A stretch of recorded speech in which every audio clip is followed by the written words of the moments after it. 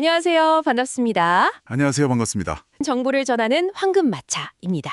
매일 드시는 밥상에 오르는 반찬들, 정말 익숙하고 맛있죠? 네, 그렇죠. 근데 그중에서 우리가 좀 건강에 신경 써야 할 것들이 있다고 해서요. 오늘 좀 자세히 들여다보려고 합니다. 우리가 그냥 무심코 먹는 반찬이 혹시라도 이 건강을 해치고 있지는 않은지 한번 같이 살펴보시죠. 우선 그 입맛 없을 때 정말 최고잖아요. 젓갈류. 이거부터 이야기해볼까요? 짭짤한 맛이 아주 일품인데 건강에는 어떤 점을 좀 조심해야 할까요? 네, 젓갈은 생각보다 염분 함량이 상당히 높습니다.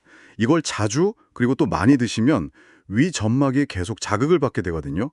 그래서 위염이나 위궤양으로 이어지기 쉽고 이걸 길게 보면요. 위암 발생 위험도 커질 수가 있어요. 아하, 또 그 발효 과정에서 니트로사민이라는 물질이 생길 수 있는데요. 니트로사민이요? 네, 이게 그 몸속에서 DNA를 좀 손상시킬 수 있는 국제암연구소에서도 발암 가능 물질로 분류하고 있습니다. 아하, 그냥 짠만 문제가 아니었네요. 그 발효되면서 그런 물질도 생길 수 있다니. 이야, 밥도둑이라고 너무 막 즐겨 찾지만은 말아야겠습니다. 네, 양 조절이 중요하죠. 그럼 다음으로 넘어가 볼까요? 우리 식탁의 뭐랄까 대표 주자죠. 김치. 근데 특히 오래된 김치는 좀 다르다고요?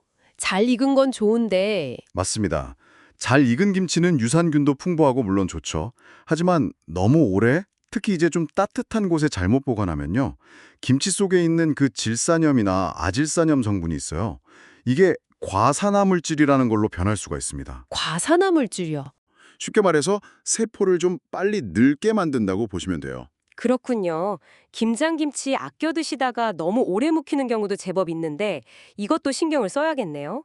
그럼 너무 신김치는 찌개처럼 이렇게 푹 끓여 먹는 게 그나마 좀 낫다는 말씀이시죠? 네, 아무래도 끓이면 일부 성분이 좀 변형되거나 줄어들 수 있으니까요. 생으로 드시는 것보다는 조금 더 안전할 수는 있습니다.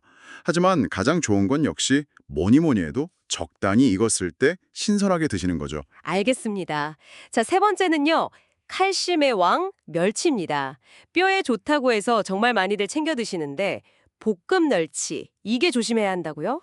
멸치 자체는 아주 좋은 식품이죠. 칼슘도 많고요. 근데 문제는 기름에 넣고 이걸 고온에서 볶을 때입니다. 아, 볶을 때. 네, 이때 기름 속에 있는 지방이 산화되면서 몸에 안 좋은 트랜스 지방이 생길 수가 있어요. 트랜스 지방. 네, 이 트랜스 지방은 혈관을 좀 딱딱하게 만들고 몸 여기저기 염증 반응을 일으켜서 결국 암세포가 자라기 좋은 환경을 만들 수 있거든요. 특히 그 썼던 기름을 다시 쓰고 또 쓰고 하면 벤조피렌 같은 발암물질까지 나올 위험이 있습니다. 아니, 멸치볶음에서 벤조피렌까지요? 세상에 정말 의외네요. 뼈 건강 챙기려다가 다른 건강을 해칠 수도 있겠다. 이런 생각이 드는데요. 그렇죠. 그럼 멸치는 어떻게 먹는 게 좋을까요? 기름 없이 그냥 살짝 굽거나 아니면 찌거나 그것도 아니면 국물 낼 때처럼 그냥 끓이는 방식. 이런 게 훨씬 건강하고요.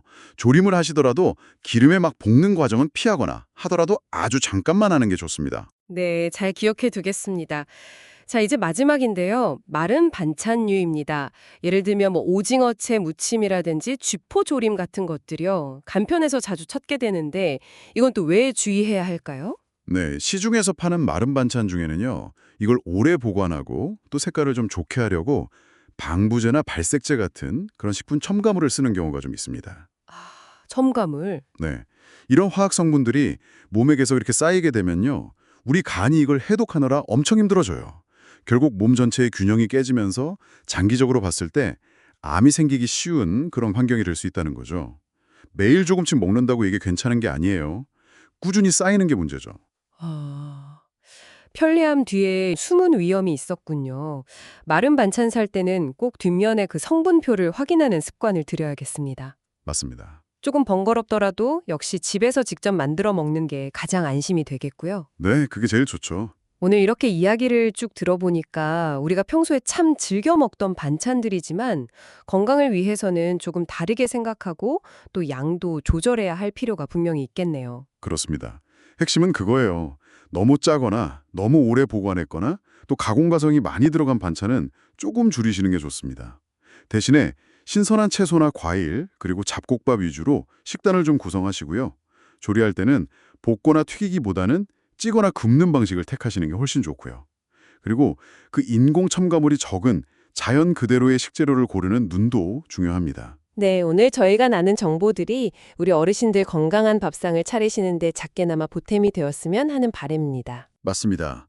매 끼니 내가 무엇을 먹는지 잠깐이라도 이렇게 관심을 기울이는 것, 그 작은 선택 하나하나가 모여서 결국 우리 건강을 만든다는 사실을 꼭 기억해 주시면 좋겠습니다. 황금 정보를 매일 받으시려면 구독과 좋아요 부탁드리고 의견이나 궁금한 점은 댓글에 남겨주세요. 황금마차 사랑해주시고 오늘도 좋은 하루 되세요.